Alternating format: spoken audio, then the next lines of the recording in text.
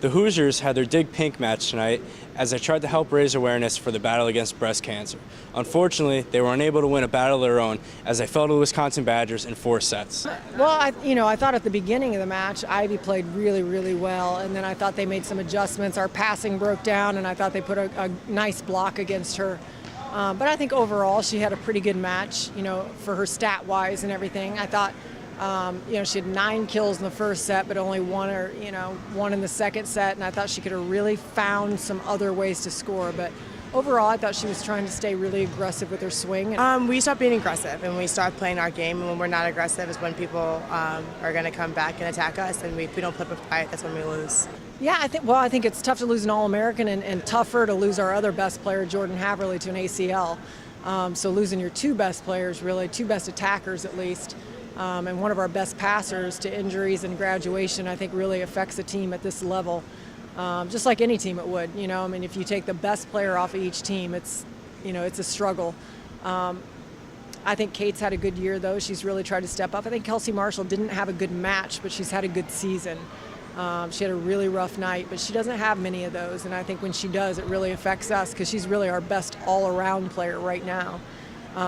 And I think they're all making growth patterns. It's just not all at the same time, and it's not all in the same night, unfortunately. It'll be for a set like it was tonight, and it's really good, and it's really aggressive, and you see some really positive things, and then all of a sudden, the wheels start to come off. I think it's really important to remind everybody that we still have 10 sets left, or 10 matches left.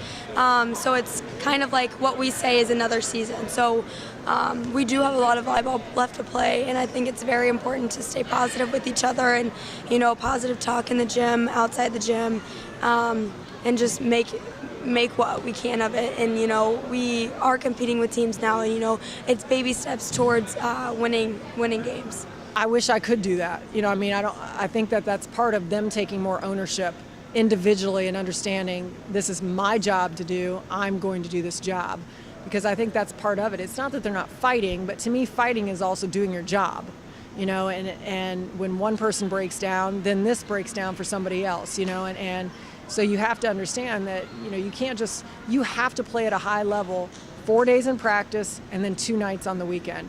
You can't just do it 2 days in practice and expect that to happen, on a whole weekend schedule. So I think we have to step up the intensity of practice, which we have done, and I think it is intense, but they have to mentally step up to that challenge. They may have lost this battle, but the war is far from over.